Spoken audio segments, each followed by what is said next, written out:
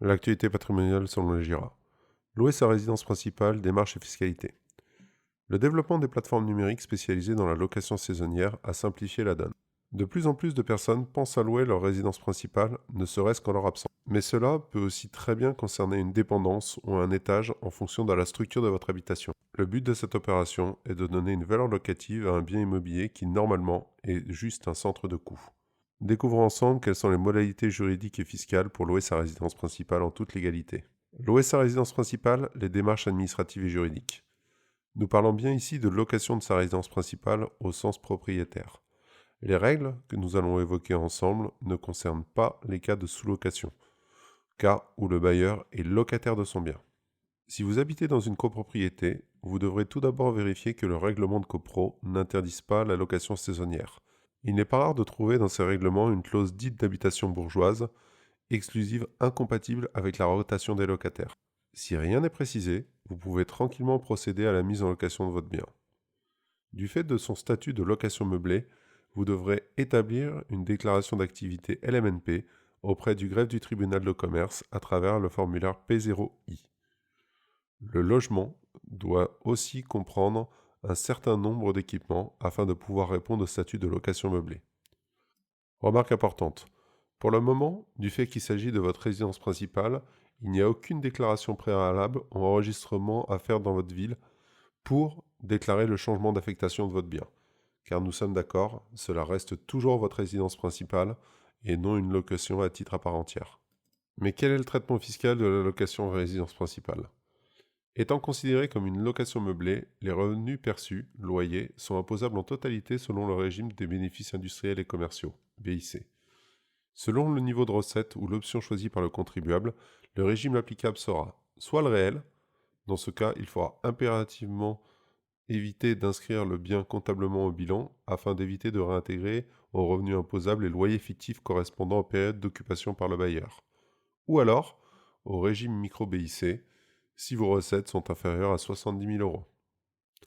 Principe d'exonération en cas de location à un locataire qui en fait sa résidence principale. Il est possible que vous ayez une partie privative de votre résidence principale qui puisse être louée à l'année, telle qu'une dépendance ou un étage isolé. Dans ce cas, vous devrez établir un contrat de location traditionnel avec votre locataire. Sachez que les revenus de location en meublé d'une partie de la résidence principale sont exonérés d'impôt sur le revenu et de prélèvements sociaux si vous répondez aux conditions suivantes. Les pièces louées constituent pour le locataire sa résidence principale ou s'il s'agit de la résidence temporaire d'un salarié saisonnier. La seconde condition, le loueur réduit le nombre de pièces qu'il occupe dans son logement principal. Le prix de la location doit être fixé dans des limites raisonnables, soit à titre indicatif un loyer annuel par mètre carré de la surface utile, charges non comprises, qui n'excède pas un plafond fixé pour 2019 de 187 € en Île-de-France et 138 € dans les autres régions, selon l'article 35 bis 1 du Code général des impôts. Exonération possible en cas de location saisonnière. Les personnes qui louent de façon habituelle en vue d'accueillir des personnes de passage une ou plusieurs pièces de leur résidence principale sont exonérées de l'impôt sur le revenu lorsque les revenus de la location, toutes prestations confondues, n'excèdent pas 760 € TTC par an. Cela concerne les chambres d'hôtes. Cette exonération peut se cumuler avec une exonération prévue pour la location à des étudiants pour leur année scolaire et à des touristes pendant l'été. Les autres taxes dont doit s'acquitter le bailleur.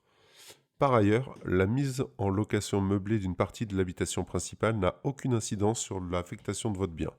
Il est toujours considéré comme un bien de jouissance pour le bailleur. Il devra par conséquent toujours s'acquitter de la taxe d'habitation et de la taxe foncière s'il est occupant du bien au 1er janvier de l'année.